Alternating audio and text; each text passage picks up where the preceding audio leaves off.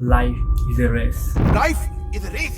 अगर तेज नहीं भागोगे तो कोई तुम्हें कुचल के आगे निकल जाए। প্রতিযোগিতা এই শব্দটা আমরা সবাই জানি।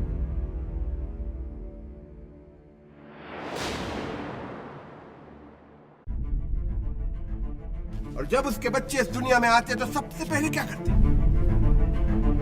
वो बच्चे दूसरे अंडों को धक्का मार के घोंसले से गिरा देते। Competition over. Life begins with murder. That's nature. Compete or die. আমরা প্রায় সবাই জানি প্রতিযোগিতার মাধ্যমেই আমাদের কিন্তু জন্ম হয়েছে। শুধু জন্মই নয়, জন্মের পরে যা করছি, মৃত্যুর আগ পর্যন্ত সবই করছি প্রতিযোগিতার মধ্য দিয়ে। বলা যায় পৃথিবীর সমস্ত কিছু প্রতিযোগিতার মধ্যে দিয়ে চলছে। প্রতিযোগিতার মাধ্যমে কিন্তু আমাদের প্রাণীগুলো টিকে আছে।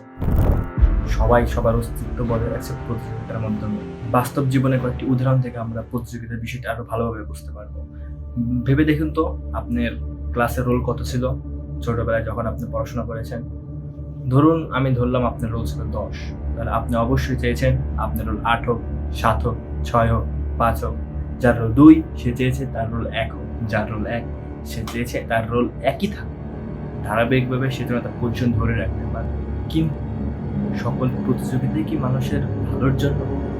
এমন কি কিছু আছে যার কারণে মানুষের মাথা ব্যথার কারণও হয়ে দাঁড়াতে পারে? চলুন বিষয়টা আরেকবার দেখি।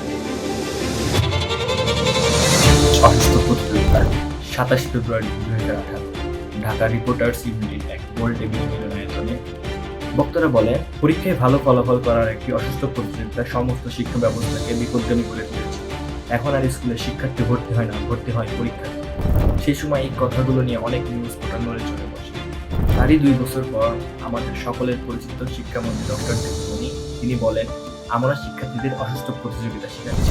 তিনি শুধু এটুকুই বলেন, তিনি আরো বলেন, পরিবর্তিত কারিকুলামের মাধ্যমে শিক্ষার্থীরা ভালো মানুষ হয়ে উঠবে।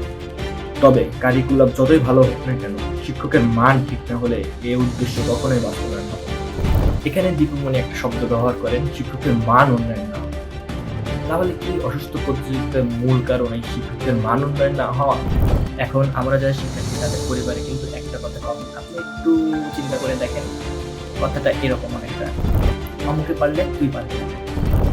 এই বিষয়ে অনেকে অনেক কথা বলছে, তার মধ্যে একজনের কথা আমি উল্লেখ করছি।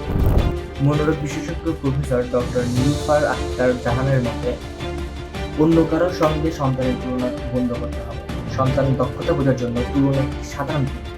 এখানে তিনি তুলনা করার একটি সাধারণ পদ্ধতি করেছেন। দক্ষতা যদি বের করতে হয় আরো অনেক পদ্ধতি আছে।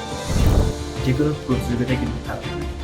প্রতিযোগিতার মাধ্যমে শিশুরা নিজেদের ভালো করার অনুপ্রেরণা পায়, কিন্তু ক্রমাগত তুলনা শিশুর আত্মবিশ্বাসে যেমন ব্যাঘাত ঘটায়, তেমনি তার আত্মসম্মানেও ব্যাঘাত ঘটায়। এই অসুস্থ প্রতিযোগিতা নিয়ে এখন অনেক লেখালেখি হচ্ছে, অনেক নিউজ পোর্টাল নিয়ে লেখালেখি করছে। আমি কিছু রেফারেন্স আমার ডিসক্রিপশন বক্সে দিয়ে দেবো, আপনারা চাইলে চেক আউট করতে পারেন। আর কমেন্ট বক্সে আপনারা আপনাদের অভিজ্ঞতা শেয়ার করতে পারেন, আপনাদের মতামত শেয়ার করতে পারেন, এবং লাইক এবং সাবস্ক্রাইব করে আমাদের পাশে থাকবেন। যদি কোনো ভুল ভ্রান্তি হয় ক্ষমা করে দিবেন। এটা আমার প্রথম ভিডিও ছিল। দেখা হচ্ছে পরের ভিডিওতে।